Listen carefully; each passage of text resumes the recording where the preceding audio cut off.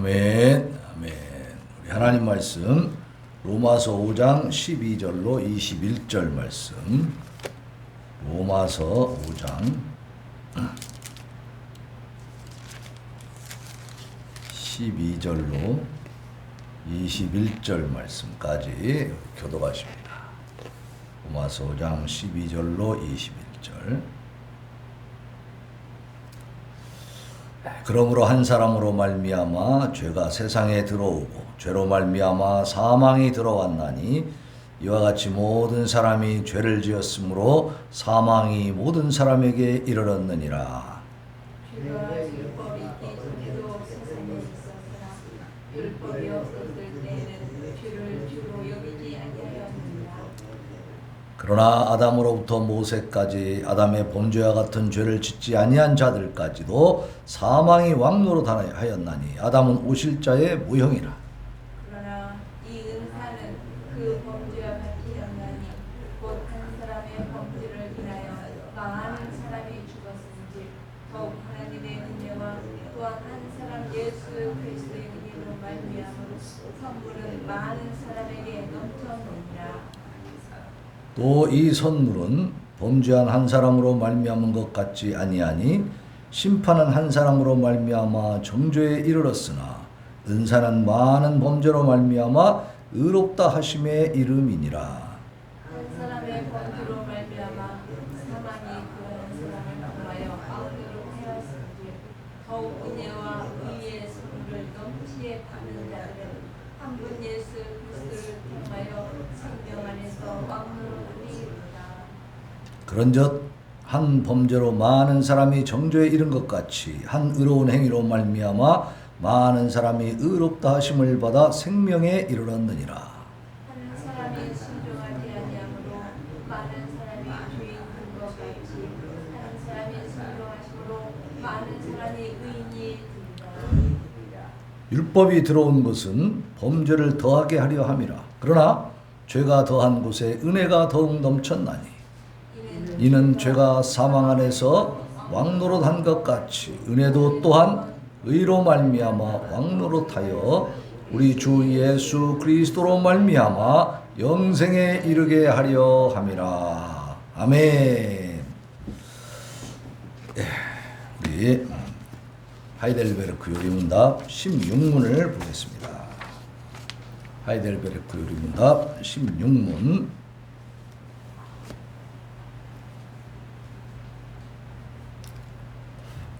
자, 중보자는 왜 사람이셔야 하고 또한 완전히 의로운 분이셔야 합니까?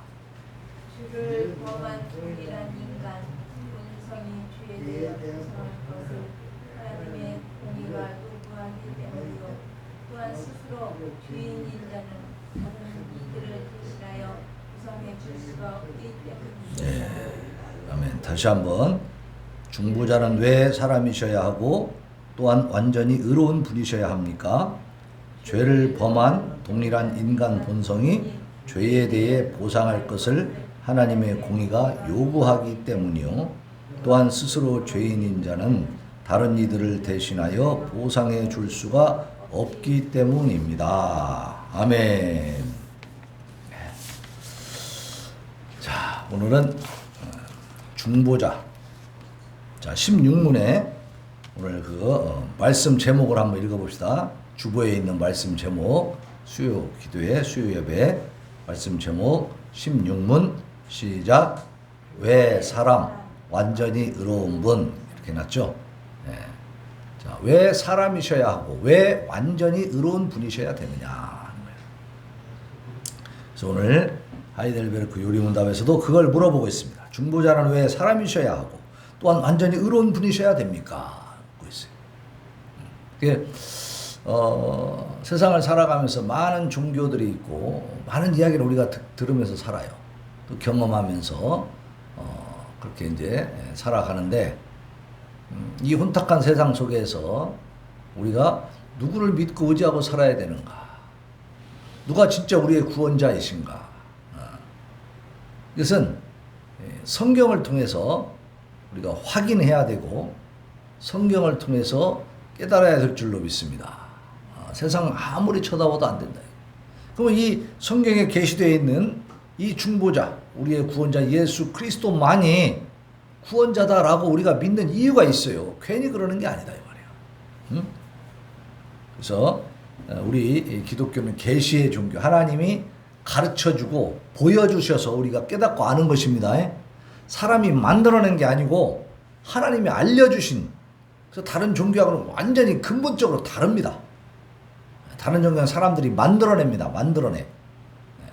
그래서 불교에도 경전이 조금이에요, 많아요? 엄청 많죠. 사람들이 계속 만들어내니까. 그리스 로마 신화도 보면은 뭐 그냥 신들이 지들끼리 전쟁도 하고 시기 질투도 하고 뭐 바람도 피고 뭐 하여튼 살상도 하고 별짓 다 합니다. 신들을 만들어서 그 나름대로 자기들의 정신 세계를 갖다가 신을 말하자면 빙자해가지고 신을 이렇게 등장시켜서 다 만들어낸 거예요. 그래서 신화라고 그래, 신화. 그러나 우리 성경은 신화가 아니고 계시입니다. 계시. 진짜 하나님께서 하나님의 나라를 이루는 이 과정을 알려주시려고 하나님의 종들을 통해서 기록해가지고 우리에게 깨닫게 해주시는 거다. 그 말이에요. 그러니까 오늘도 중보자는 왜 사람이어야 되고 또 완전히 의로운 분이어야 되는가? 여기에서 우리는 의문점을 가질 수가 있다. 그 의문점에 대해서 이 하이델베르크 요리문답은 이렇게 답을 해주고 있죠. 죄를 범한 동일한 인간 본성이 죄에 대해서 보상할 것을 하나님의 공의가 요구하기 때문. 그러니까 하나님이 안 계시다면 이 중보자는 아무런 의미가 없는 거예요. 네? 하나님의 공의가 요구하기 때문에 우리의 중보자는 사람이어야 되고 또 완전히 의로운 분이어야 된다는 거예요. 그걸 누가 요구한다고요? 하나님이 요구하시는 거예요. 그러니까 하나님을 전제하지 않고 하나님을 우리가 무시하고는 이 중보자나 구원자에 대한 얘기가 이 의미가 있어요, 없어요? 전혀 없는 거예요. 세상 종교와 다를 게 하나도 없죠. 그런데 하나님의 뜻에 의해서 하나님의 공의가 요구하는 바가 있기 때문에 그럼 그걸 어떻게 우리가 알죠? 성경을 통해서 안다고 말이에요. 하나님 계시를 해주셔서 우리가 알고 깨닫고 그렇게 믿고 또 그렇게 예수 그리스도만이 구원자이시구나 하는 것을 확신하게 되는 줄로 믿습니다. 그래서 스스로 죄인인 자는 다른 이들을 또 대신해서 보상할 수 있어요, 없어요? 없어요. 지난 주일날도 제가 예를 들어줬지만 광해군 시대에 친구 사이에 이제 그 우정이 이제 빛나는 그 얘기가 있었죠. 근데 친구가 이제 사형에 해당하는 죄를 지어가지고 사형을 당해야 되는데 하루만 말미를 주시오. 내가 멀리 계신 어머니한테 인사하고 오겠어. 이랬단 말이에요. 그러면 이 사형수 대신에 친구가 그러면 내가 감옥에 가 있겠습니다. 그랬어요. 근데 만약에 이 친구가 똑같이 사형을 당할 죄를 지은 사람이라면 대신할 수 있어요, 없어요? 없지. 예. 인간 세상에서도 인간이 지은 죄 가운데서도 그것은 해당이 안 돼. 죄인이 죄인을 대신할 수는 없다 이 말이에요. 이 사람은 그 왕에게 그 나라에서 조선시대에 사형에 해당하는 죄나 다른 죄를 지은 게 없으니까, 그죠? 현재로서는 없으니까 사형수의 말하자면 어떤 대신 사형수가 잠깐 집에 갔다 오는 그 시간 동안에 대신 잡혀 있을 수 있는 거지, 그죠? 자, 우리 예수님이 완전히 이게 우리의 중보자, 구원자가 완전히 의로우셔야 된다는 이유는 바로 그거예요. 스스로 죄인인 사람은 다른 사람을 대신해서 그 죄를 보상할 수가 없기 때문에. 자, 그래서 우리의 중보자는 반드시 사람이어야 된다. 천사가 우리의 죄를 대신할 수 있습니까? 아니라는 거예요. 저 동물들이 우리의 죄를 대신할 수 있나요? 아니에요. 아까 예를 든 친구 사이의 우정 관계에서도 보면은 지금 A라는 사람이 죄를 지어가지고 사형에 해당하는 죄를 지어서 이제 잠깐 동안 말미를 내가지고 갔다 올라오는데 대신 잡혀 있겠다. 그 사람을 대신해서 내가 감옥에 있겠다. 볼모로 잡혀주는 이 사람은 사람이요, 짐승이요? 사람이죠. 만약에 이 사람이 우리 집에서 키우는 개가 있으니까 개를 대신 여기다가 맡겨놓고 감옥에 넣어놓고 내가 갔다 오겠습니다. 그럼 허용이 될까요? 안 될까요? 절대 안 되지. 왜냐하면 사람이 지은 죄에 대해서는 누가 대신해야 돼요? 사람이 대신해야 돼. 사람이. 그래서 죄를 지은 것이 사람이기 때문에 사람의 죄에 대해서 보상을 하는 것은 사람이 보상하는 게 필수야. 사람이 아닌 존재가 사람의 죄를 대신할 수는 없다는 얘기입니다. 그래서 오늘 본문 말씀 5장 12절 말씀 같이 읽어봐요. 시작. 그러므로 한 사람으로 말미암아 죄가 세상에 들어오고 죄로 말미암아 사망이 들어왔나니 이와 같이 모든 사람이 죄를 지었으므로 사망이 모든 사람에게 이르렀느니라 그랬어요. 그죠? 자, 한 사람으로 말미암아 죄가 들어왔죠. 그래서 이 죄로 말미암아 사망이 들어와서 모든 사람이 죄를 지어 사망이 모든 사람에게 이르렀다. 결국은 사람이 지은 죄 때문에 사람이 죽는 거죠. 예? 예.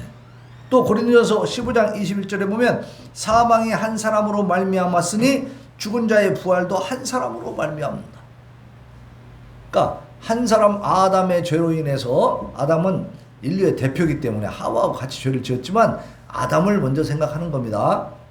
하와가 먹자고 했어도 아담이 먹지 말자 했으면 어때요? 죄를 안 질 수가 있었어. 아담이 주권을 쥐고 있었기 때문에 아담을 주관자로 하나님이 세우셨으니까. 그죠? 그러니까 아담이 그 사람이 그 한 사람의 지은 죄로 말미암아서 사망이 왕노릇하게 됐어. 그래서 우리가 다 저주받고 멸망받을 수밖에 없는 존재가 됐다는 얘기. 그러니까 그 한 사람에 의해서 말하자면 사망이 들어왔고 그런 것과 마찬가지로 여기 오늘 말씀해 보면 14절에 보면 아담은 오실자의 모형이라 그랬거든요. 그러니까 첫 번째 아담은 죄를 가져다 줬지만 그와 마찬가지로 두 번째 아담으로 오신 이 예수님은 우리에게 부활의 영광을 그 예수님이 보여주셨고 그 예수님이 그 한 사람이 부활함으로 말미암아 우리에게도 어때요? 부활의 영광을 누릴 수 있는 특권을 주시는 거다 그 말. 그래서 우리의 중보자는 반드시 사람이어야 된다라는 얘기예요. 한 사람으로 말미암아 사망이 이른 것처럼 한 사람으로 말미암아 생명과 영생이 주어지는 줄로 믿습니다. 그래서 사람이어야 돼. 사람이 아닌 존재 가지고는 불가능하다. 그가 죽을 수 있어야 하기 때문에 사람이 아닌 존재, 신적인 존재, 신이라면 죽을 수 있어요, 없어요? 하나님은 죽을 수가 없잖아. 근데 왜 죽어야 되느냐? 그가 친히 죽음으로써 또한 피를 흘림으로써 우리를 위해서 보상을 해야 되니까 죽어야 되는 거야. 창세기 2장 17절에 보면 선악을 알게 하는 나무의 열매는 먹지 마라. 내가 먹는 날에는 어떻게 된다 그랬어요? 반드시 죽으리라. 근데 먹었어요, 안 먹었어요? 먹었어요. 먹었으면 죽어야 돼, 안 죽어야 돼요? 먹었는데도 하나님이 용서해 줄게, 괜찮아 이러면 하나님의 법이 제대로 서는 거예요? 하나님이 실현하신 거지. 분명히 죽는다, 반드시 죽는다. 거기에 어떤 그 예외 조항이 없었어요. 예? 그렇게 말씀해놓고 막상 먹으니까 그냥 용서해 줄게. 그럼 그 법이 의미가 있어요, 없어요? 하나님의 법이 한마디로 말해서 고무줄 잣대니까 권위가 없지 이제. 예? 하나님이 그런 분일까요? 인간들이 만든 법처럼 그냥 이렇게 했다 저렇게 했다 막 그냥 뒤죽박죽 만들 수가 있어요? 아니에요. 하나님은 변함이 없으신 분이라 했잖아요. 말씀하신 것에 책임을 지시고 그대로 준행하시고 시행하시는 분이요. 그러니까 죽는다고 했는데 그러면 죽어야 되는 거지. 에? 그래서 우리의 인간의 죄값을 대신하려면은 그걸 보상하려면은 반드시 그 사람도 죽어야 된다는 겁니다. 그러니까 사람이 아닌 사람이 죽을 수 있어요? 형체와 모양만 이렇게 사람인 아니면 인조인간, 로봇 뭐 이런 것들이 죽을 수 있습니까? 그건 죽는 것도 아니지. 그죠? 그러니까 참 사람이어야 된다는 그 당위성이 여기서도 나타나는 거예요. 죽으라고 죽는다고 하나님 법을 만들었기 때문에 반드시 죽어야 된다는 거예요. 죽어야만이 죄가 보상이 되는 겁니다. 또 히브리서 9장 22절에 보면 율법을 따라 거의 모든 물건이 피로써 정결하게 되나니 피 흘림이 없은즉 사함이 없느니라. 용서함은 반드시 피를 흘려야만 된다. 피 흘림이 없으면 용서가 없어. 그래서 구약시대에 양을 가지고 제사를 지내는 그 과정이 뭐예요? 죄값은 사망이기 때문에 내 대신 양을 죽여서 피를 흘려서 용서를 받는 것입니다. 그러니까 결국은 죽어야 되고 피를 흘려야 돼. 그러면 사람이 아닌 존재가 피를 흘리고 죽을 수 있습니까? 아니라 이 말이에요. 그래서 반드시 사람이어야 된다는 것이에요. 자, 그가 참 사람이셔야 됐다. 반드시 사람이어야 되고, 사람인데 참 사람이냐 가짜 사람이냐 참 사람이어야 된다. 그는 죄를 범한 동일한 인간 본성을 지니신 분이셔야 됐고, 사람의 모든 연약함에 속했지만은 죄는 없으신 분이어야 돼요. 그러니까 죄를 범한 인간의 본성과 동일한 본성이 죄에 대해 보상해야 될 것을 하나님의 정의가 요구하고 있어. 그러니까 동일한 본성이, 그건 뭐냐면요, 인간과 똑같은 본성이 있다라고 하는 것은 배가 고프면 먹어야 돼, 안 먹어야 돼? 먹어야 돼요. 예? 아프면 치료를 받아야 돼요. 못에 찔리면 아파요, 안 아파요? 아파야 돼요. 인간의 본성이 그대로 있어야 된다고 말이에요. 예수님도 그런 분이었다는 사실입니다. 그렇지 않은 가짜 사람, 겉으로만 사람의 모양을 갖고 있는 그런 존재가 어떻게 인간의 죄를 대신할 수 있어? 보상할 수 없습니다. 그러니까 옛날에부터 이단들이 나왔어요. 이단들이. 왜냐하면 예수님은 진짜 사람이 아니고 형체만 사람같이 생겼지 하나님이다 그분은, 이렇게 얘기하는 사람들이 있었다 이 말이에요. 그것은 성경적으로 맞아요, 틀려요? 틀린 얘기예요. 자, 사람을 위해서 보상을 하려고 하는 사람은 그 자신이 참 사람으로서 죄를 범한 아담의 후손에서 나온 자여야만 돼. 아담의 후손으로 와야 돼. 하늘에서 갑자기 뚝 떨어지면 돼, 안 돼요? 안 돼. 아담의 혈통을 이어서 사람으로 태어난 사람이어야 돼. 그러니까 예수님은 어느 날 산속에 있다가 갑자기 탁 튀어나와서 내가 예수다 이렇게 오신 분이 아니고 어땠어요? 마리아에게 성령으로 잉태돼서 태어나서 아기로 오셨잖아. 그죠? 아기로 오셨어. 아기로. 아기 예수로. 그러니까 온전한 사람이시라는 얘기입니다. 참 사람이시라는 사실. 자, 그래서 디모데전서 2장 5절에 보면 하나님은 한 분이시요 또 하나님과 사람 사이의 중보자도 한 분이시니 곧 사람이신 그리스도 예수라. 하나님이 한 분이시죠? 하나님과 사람 사이의 중보자도 몇 분이라고요? 한 분. 사람이신 그리스도 예수. 예수님이 사람이라는 걸 강조하고 있는 거예요. 그리고 그 예수님 한 분만이 뭐예요? 구원자라는 거예요. 그러니까 다른 구원자가 있어요, 없어요? 절대 없습니다. 히브리서 2장 14절로 17절에 보면 자녀들은 혈과 육에 속하였음에, 자, 우리가 혈과 육에 속했죠? 그도 또한, 예수님도 또한 같은 모양으로 혈과 육을 함께 지니심은 죽음을 통하여 죽음의 세력을 잡은 자 곧 마귀를 멸하시며 또 죽기를 무서워함으로 한평생 매여 종로로 다는 모든 자들을 놓아주려 하십니다. 우리는 죽음이 두려운 존재들입니다.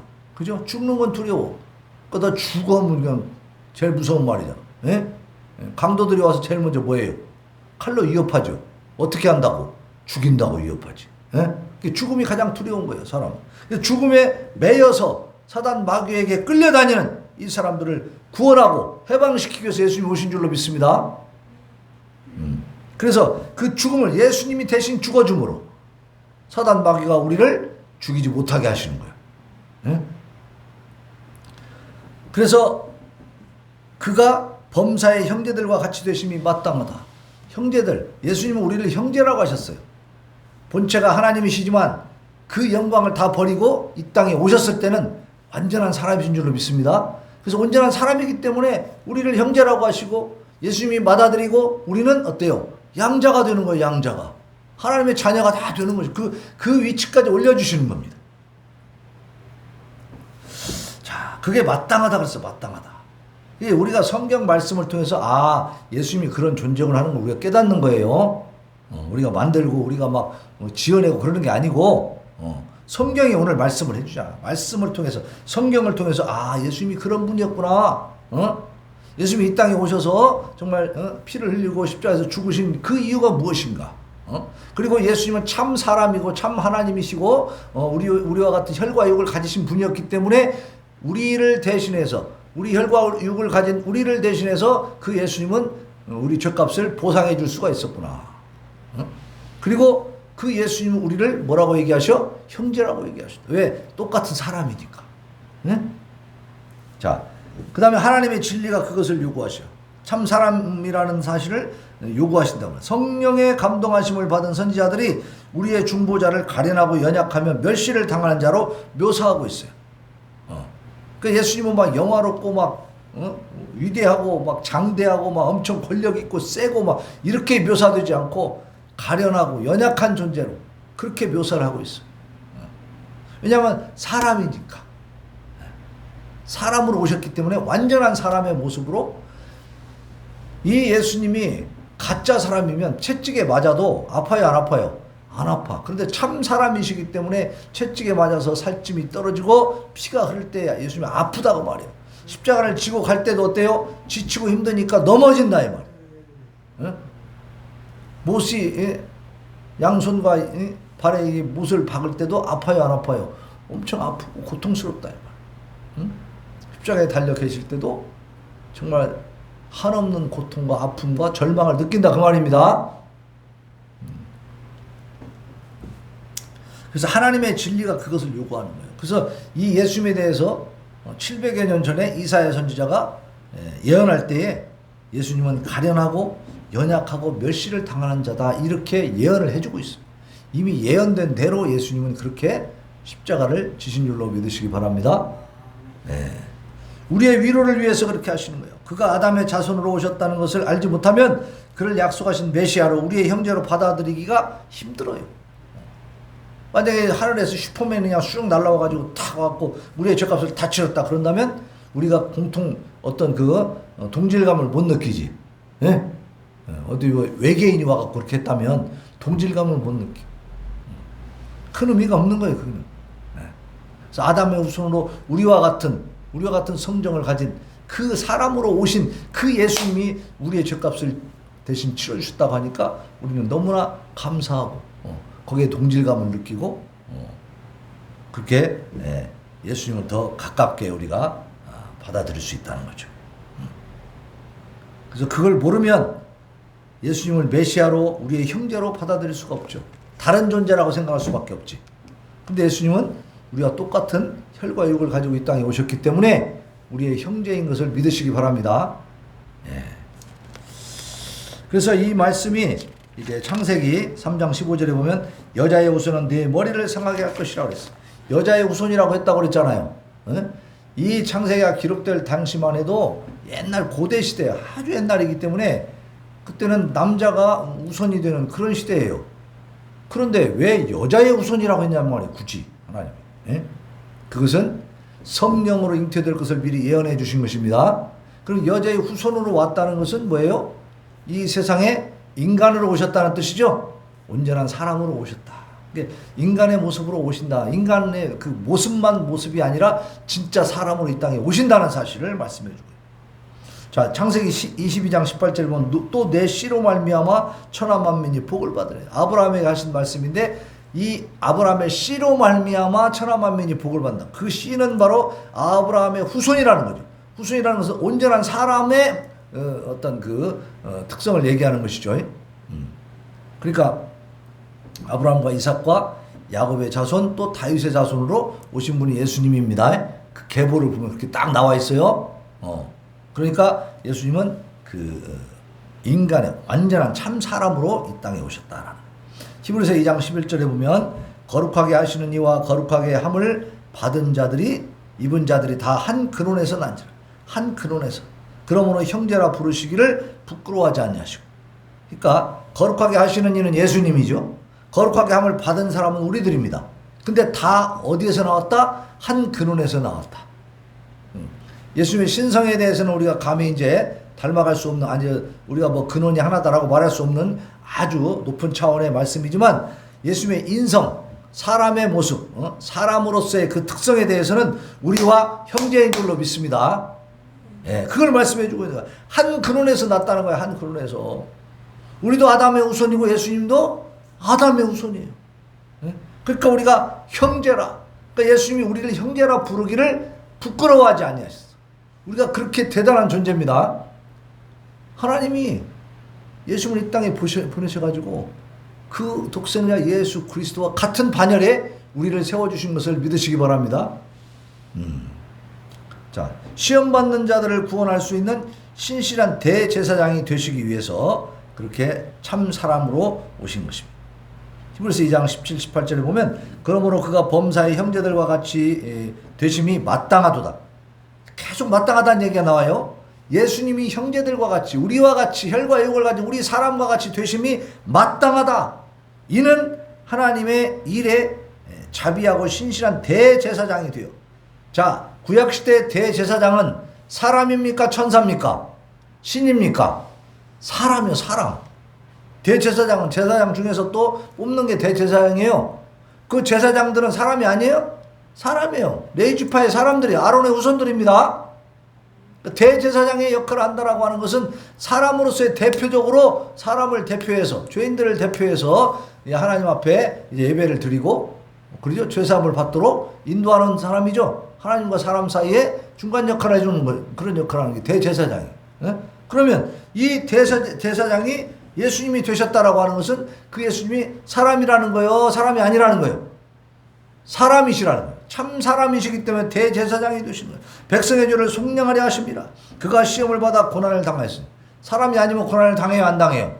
절대 안 당하죠. 근데 참 사람이셨기 때문에 고난을 당하였은즉 시험 받는 자들을 능히 도우실 수 있다. 예수님은 그 고난의 길을 가시고 십자가에 면류관, 가시 면류관 쓰고 대못을 박히고 창에 찔리고 하는 이런 육신의 모든 고통을 당하셨기 때문에 우리가 시험 당하고 어려워할 때에 그 연약함을 도우실 수 있다고 말이에요.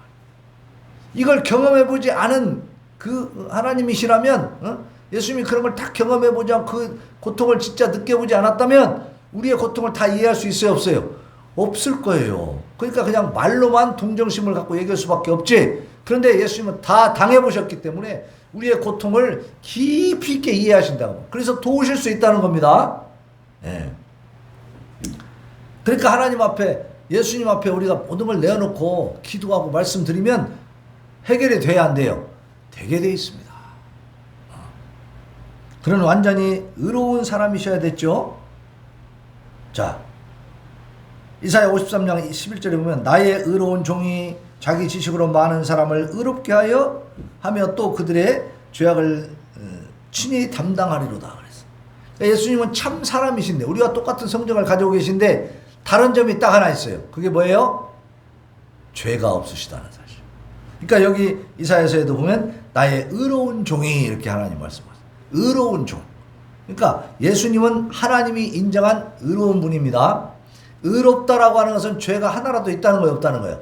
하나도 없으신 분이라는 겁니다. 그러니까 그렇게 우리와 똑같은 사람이어야 되지만 그럼에도 불구하고 죄는 없으셔야 돼요. 근데 성경에 보면 그분은 죄가 없다고 선포하고 있어요. 그러니까 우리는 성경을 볼 때 어떤 눈으로 봐야 되냐면은 믿음의 눈으로 봐야 됩니다. 성경이 말씀하시면 그대로 믿으시기 바랍니다. 하나님이 말씀하셨으니까 내가 의로운 종을 자기 지식으로 많은 사람을 의롭게 하고 또 그들의 죄악을 친히 담당하게 하겠다고 말씀하셨으니까 그 예수님은 의로우신 분이다. 아, 죄가 없으시구나 믿으시기 바랍니다. 어떻게 죄가 없는 줄 아냐고요? 2000년 전에 그 청년 예수가 죄가 있는지 없는지 우리가 어떻게 아는가? 어떻게 알죠? 성경을 통해서 하나님이 말씀해 주니까 아는 거죠. 예? 베드로전서 2장 22절에 보면 그는 죄를 범하지 아니하시고 그 입에 거짓도 없으시며 죄를 범하지 아니하시고 그 입에 거짓도 없으시다고 분명히 선포하고 있습니다. 그러니까 우리가 예수님이 의로운 분이구나. 죄가 없으신 분이구나. 아까 얘기한 것처럼 죄가 없으시니까 우리 죄인을 대신할 수 있는 것이죠. 그죠? 베드로전서 또 3장 18절에 보면 그리스도께서도 단번에 죄를 위하여 죽으사 의인으로서 불의한 자를 대신하셨으니 이는 우리를 하나님 앞으로 인도하려 하십니다. 우리를 하나님 앞으로 인도하기 위해서 예수님은 의인으로서 죄가 없으신 분으로서 죄에 대한 형벌을 받으셨다. 우리의 죄값을 치러주셨다. 왜 불의한 우리들을 대신하셨느냐? 우리를 하나님 앞으로 인도하기 위함입니다. 우리가 죄를 가지고 하나님 앞에 갈 수 있어요, 없어요? 절대 없습니다. 근데 예수님이 죄에 대한 대가를 치러주시고 나니까 우리가 의인이라고 인정받게 되는 거고, 그래서 하나님 앞에 나아갈 수가 있게 된 겁니다. 네. 자, 그래서 오늘 본문 말씀 한번 보겠습니다. 본문 말씀. 자, 아까 12절 봤죠? 네. 우리 14절 같이 읽어봅시다. 14절 시작. 그러나 아담으로부터 모세까지 아담의 범죄와 같은 죄를 짓지 아니한 자들까지도 사망이 왕노로 다했나니 아담은 오실자의 모양이라. 이 말씀을 통해서 아담 이후로 모든 사람은 아담과 같은 죄라는 건 뭐예요? 에덴 동산에서 선악과를 따먹는 죄를 우리가 지었어요, 안 지었어요? 우리는 안 지었어. 우리는 에덴 동산에 들어가 보지도 못했는데 뭐. 우리는 그 죄를 짓지 않았지만 그럼에도 불구하고 뭐예요? 사망이 왕노로 탄다고요. 그러니까 아담 이후로 그 후손들은 다 죽음을 면하지 못하게 돼 있다는 것입니다. 그것이 하나님의 법입니다. 하나님의 공의라는 사실. 그래서 한 사람 아담으로 말미암아 사망이 왕노릇하게 우리를 지배하게 된 것처럼 아담이 오실 자의 모형이니까 예수님으로 말미암아 우리에게 또 영생이 왕노릇하는 줄로 믿습니다. 그러니까 예수 그리스도를 믿는다라고 하는 것은 아담으로 인해서 들어온 이 사망의 지배에서 벗어나는 거예요. 그래서 영생으로 들어가는 겁니다. 그래서 우리는 이미 영생이 시작되었을까요? 아직 멀었을까요? 우리는 이미 영생이 시작되었습니다. 예수 그리스도를 믿는 순간 사망은 우리를 지배하지 못합니다. 왜냐하면 우리의 영원한 본향, 우리의 목적지는 이제 지옥이에요, 천국이에요? 천국으로 바뀌었잖아요. 예수 그리스도를 만나기 전에는 영원한 목적지가 어디예요? 지옥입니다, 지옥. 그런데 이제 예수님을 만남으로 말미암아 그 사망의 지배에서 벗어나기 때문에 우리는 영생으로 들어가는 거예요. 그래서 우리의 목적지가 바뀌었어요. 천국으로 바뀐 겁니다. 그러니까 지금부터 영생은 시작된 줄로 믿으시기 바랍니다. 예수 그리스도를 믿는 순간부터 우리는 영생의 지배를 받아, 성령의 지배를 받아요. 천국의 그 영화롭고 영광스러운 그 하나님의 능력을 힘입고 하나님의 영광된 그 나라의 그 영향을 받고 사는 거예요. 왜냐하면 우리는 천국을 지향하기 때문에 천국 백성답게 살려고 지금부터 어떻게 해요? 노력하잖아요. 애쓰잖아요. 이게 완전히 다른 거죠, 삶이. 예. 그래서 이 은사는 범죄와 그 범죄와 같지 아니하니 곧 한 사람의 범죄를 인하여 많은 사람이 죽었은즉, 그렇죠? 같지 않다는 것은 한 사람의 범죄로 말미암아 많은 사람이 죽었어. 수많은 사람들이 정말로 죄 가운데서 헤매다가 영원히 멸망당했죠. 한 사람 예수 그리스도의 은혜로 말미암아 또 그 선물은 많은 사람들에게 또 넘쳤다. 그러니까 아담으로 말미암아서 많은 사람이 사망에 이르렀다면 예수 그리스도로 말미암아 많은 사람들이 의롭다함을 입고 영생에 들어간 줄로 믿으시기 바랍니다. 그러니까 한 사람의 범죄로 말미암아 사망이 그 한 사람을 통해서 왕노릇하였은즉 더욱 은혜와 의의 선물을 넘치게 받는 자들은 한 분 예수 그리스도를 통해서 생명 안에서 왕노릇한다. 우리는 그러니까 우리의 삶이 사망을 향해서 더럽고 어둡고 칙칙한 곳을 가는 게 아니고 밝고 거룩하고 정말 영원한 삶이 있는 생명이 있는 곳으로 가는 것을 믿으시기 바랍니다. 우리의 영적인 세계는 항상 하나님 나라 천국을 바라보면서 기쁘게 살아가는 거예요. 그래서 우리의 겉사람은 후패하고 겉사람은 자꾸 낡아지고 겉사람은 자꾸 이렇게 좀 약해지지만 우리의 속사람, 우리의 영적인 소망은 더 커져요, 작아져요? 더 커지는 거지. 우리의 육신이 쇠약해져 갈수록 천국이 멀어요, 가까워요? 천국이 가까워지잖아. 그러니까 우리의 영혼은 오히려 우리의 몸이 쇠약해져 가고 나이가 들어갈수록 더 기뻐할까요? 슬퍼할까요? 예, 진정한 믿음을 가진 사람들은 천국의 소망이 있고 더 가까이 지금 왔다는 사실을 알기 때문에 오히려 영적인 기쁨이 샘솟는다 그 말이에요. 그런데 안 믿는 사람들은 육신이 쇠약해져 가고 나이가 들어갈수록 어떤 생각이 들어요? 자꾸 절망하고 실망하고 낙심하겠죠? 왜? 뭐 할 수 있는 게 자꾸 적어지고 결국 나중에 이제 마지막 종착역이 어디요? 땅속에 들어가야 되니까. 그리고 나서 소망이 있어요, 없어요? 아무런 소망이 없죠, 그 사람들은. 죽으면 끝이니까. 그러니까 살아있을 때 무엇이라도 하나 더 먹고 어떻게 살아보려고 막 뭔가 즐겨보려고 애를 쓰죠. 근데 그게 뭐 얼마나 만족을 줍니까? 늘상 허덕이는 영적인 그 목마름으로 허덕이죠, 허덕이요. 그러나 예수 그리스도가 주는 그 생수를 마시면 어때요? 우리는 영적으로 늘 충만해 있어. 단비가, 성령의 단비가 항상 내린다고. 그것은 뭐예요? 천국을 소망하고 천국을 향해 가고 있으니까. 완전히 삶의 모습이 다르죠. 겉으로는 똑같아 보여도 우리 영적인 상태가 어때요? 믿지 않는 사람들과 우리는 천양지차인 줄로 믿습니다. 비교가 안 되죠. 비교가 안 돼. 그런즉 한 범죄로 많은 사람이 정죄에 이른 것 같이 한 의로운 행위로 말미암아, 한 의로운 행위로 뭐예요? 예수님이 이 땅에 오셔가지고 참 사람이심에도 불구하고 죄를 졌어요, 안 졌어요? 죄를 안 짓고 의롭고 거룩하게 살아가심으로 말미암아 또 마지막에 어때요? 우리의 죄값을 대신해서 십자가에서 죽어주시는, 죽기까지 순종하시는 이 의로운 행위로 말미암아서 많은 사람이 의롭다 하심을 입어 생명에 이르게 된다. 그 예수님의 그 십자가 사건을 통해서 어때요? 우리도 구원받은 줄로 믿습니다. 많은 사람들이 생명에 이르게 된다라는 거예요. 한 사람이 순종하지 아니함으로 많은 사람이 죄 있는 것 같이 한 사람이 순종하심으로 말미암아 어때요? 많은 사람이 의인이 되리라. 이거 그냥 말씀으로 지금 예언해 주고 있는 거예요. 그 말씀이 이루어져요, 안 이루어져요? 지금 이루어지고 있고 우리가 그 주인공인 줄로 믿습니다. 우리가 바로 이제 의인이 된 거예요. 왜? 예수 그리스도가 순종해 주셔서 십자가에서 모든 내 죄값이 치러졌다는 사실을 우리가 믿어요, 안 믿어요? 믿을 때, 믿으니까 우리는 이제 어때요? 의인이 된 겁니다. 네. 그래서 율법이 들어온 것은 범죄를 더하게 하려 함이라. 그러나 죄가 더한 곳에 은혜가 더욱 넘쳤다. 다시 말하면 자, 아주 수악한 무서운 죄악을 저지른 사람을 용서해 준다면 그 용서의 크기가 작겠어요, 크겠어요? 더 크죠. 죄가 클수록 은혜가 크게 역사를 해야만이 그 죄값이 치러지겠죠. 네, 그런 말씀이에요. 그래서 죄가 사망 안에서 왕노릇한 것 같이 이 은혜도 또한 의로 말미암아 왕노릇하여 우리 주 예수 그리스도로 말미암아 영생에 이르게 하려 함이라.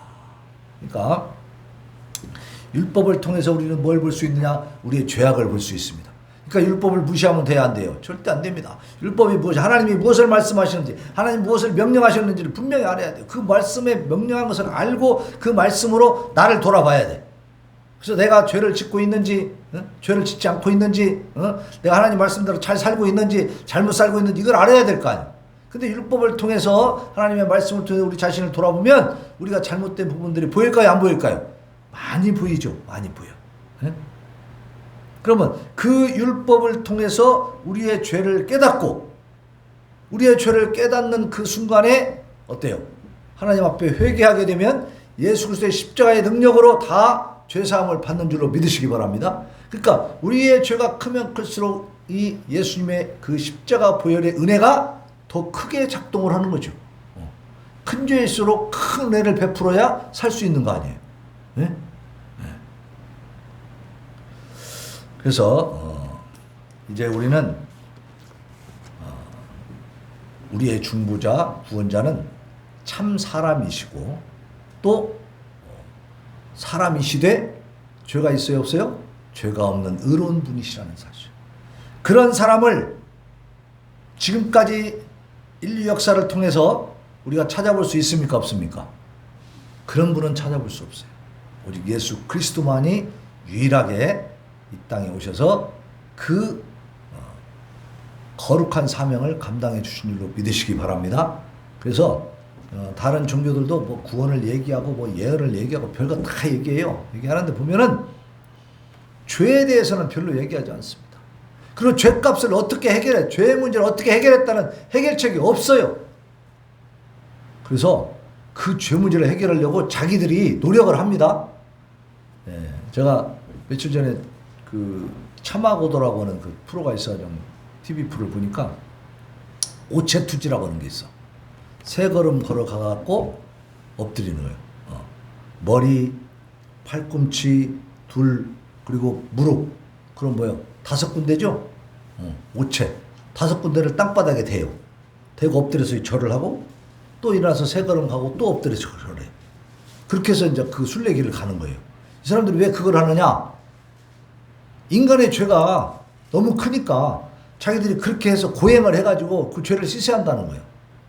참 안타깝죠. 예수 그리스도께서 다 이미 해결해 주셨는데 믿으면 되는 건데 이 사람들은 자기가 해결하려고 하는 거야. 근데 그렇게 하는 것이요, 그 거리가 얼만큼 가는 줄 아세요? 깜짝 놀랐어요. 한 10km, 20km 이 정도만 가도 엄청난 거잖아요. 땅바닥에다가 절하면서 이렇게 부딪히면서 가봐요. 얼마나 아프겠어. 근데 보니까 막 다 까지고 그냥 막 멍들고 난리가 났더라고. 여기도요, 막 이마가 시퍼렇게 멍들어서 터졌다가 또 아물었다 막 계속 그러는 거야. 그 고통을 당하면서 가는 거죠. 응? 어느 정도 거리를 가야 끝나냐면 2100km를 가더라. 2100km. 2100km면 우리나라 부산에서부터 쫙 북한 끝머리까지 함경북도까지 올라가도 1000km가 안 돼. 1000km. 그러면 그 2배를 가야 돼. 2배를. 와, 진짜 이 사람들이 그것을 합니다. 오체투지. 왜? 죄 문제를 해결하려고. 예수님이 우리 성경을 보면 다 이미 해결했으니까 너는 믿기만 하면 된다라고 말씀해 주셨는데 우리 영생으로 이렇게 해주신다고 예수님이 이미 오셔서 다 십자가에서 그렇게 고통당하고 고난 당하시고 끝났는데, 아니 지금도 자기가 해결하겠다고 그러고 있다. 그러니까 예수 그리스도를 알지 못하는 자들은 어때요? 그만큼 고통스럽겠죠. 그 2100km를 갈 때 얼마나 힘들겠냐고 생각해 보세요. 근데 그 사람들 그걸 마치고 이제 돌아가잖아요. 집에 돌아가잖아. 그러면 집에서 영웅이 되더만, 그 동네에서. 도인이야, 도인. 완전 신선처럼 막 대우받는. 왜냐하면 그 엄청난 일을 했으니까. 그러니까 인간들 사회에서 인간들이 생각한 대로 자기들의 그 우상을 만들어 놓는 거죠. 근데 하나님과 관계가 있습니까, 없습니까? 전혀 없어요. 하나님은 그런 식으로 죄 문제를 해결하라고 말씀하지 않았다 이 말이에요. 죄짐을 다 지고 내게 와라. 네 문제, 너의 수고하고 무거운 짐들을 내가 다 해결해 주겠다고 예수님 말씀하셨는데 왜 자기가 해결하려고 그 짓을 하냐는 말이에요. 근데 그것을 그 사람들만 하는 게 아니라 일반 사람들, 또 다른 종교의 모든 사람들은 자기 힘으로 해결하려고 노력을 하는 겁니다. 그러니까 늘상 문제가 완전히 해결이 안 되는 거지. 2100km 갔다 왔다고 해서 진짜 죄 문제가 다 해결될까요? 그 사람 마음속에서 오로지 거룩한 생각만 나올까요? 너 천만의 말씀입니다. 또 이제 인간의 이 어떤 본성, 악한 본성이 또 살아나서 결국은 또 죄악 가운데 또 휘말릴 수밖에 없는 것이 인간입니다. 그렇게 갔다 왔다 해서 정말로 도인처럼 살 수 있습니까? 정말로 하나님처럼 살 수 있습니까? 절대 안 그렇죠. 그러니까 우리가 성경을 통해서, 오늘 말씀을 통해서 예수 그리스도가 참 중보자이시고 구원자이시고 그분을 통해서 우리 모든 죄 문제가 해결됐다는 사실에 대해서 감사하시기를 바랍니다. 감사하시고 우리가 하나님 뜻대로 살아가는 것, 그것이 중요한 거죠. 그래서 이제는 다른 거 뭐 쳐다볼 거 없어. 다른 종교도 쳐다볼 거 없고 오직 하나님의 말씀을 따라서, 성령의 감동을 따라서 그렇게 하나님 바라보고 사시기를 예수님의 이름으로 축원합니다. 자, 이 시간에 우리 하나님 앞에 지금까지 하나님, 우리가 우리의 중보자의 구원자이신 분 바로 예수님은 참 사람이시고 그리고 의로우신 죄 없으신 분이기 때문에 우리의 중보자가 되셨다는 사실을 오늘 깨달았사오니 아버지여, 예수 그리스도 외에 다른 구원자가 없음을 분명히 깨닫고 이제 그렇게 우리에게 참으로 이 엄청난 진리를 우리에게 깨닫게 해주시고 알게 해주셨사오니 우리는 이제 주님께 감사하고 주님의 말씀을 따라 오직 주님만 바라보고 살게 하여 주시옵소서. 한눈 팔지 않게 하여 주시옵소서. 하나님 앞에 부르짖어 기도합니다. 주여, 주여, 주여. 아버지 도와주세요. 하나님, 우리 주 예수 그리스도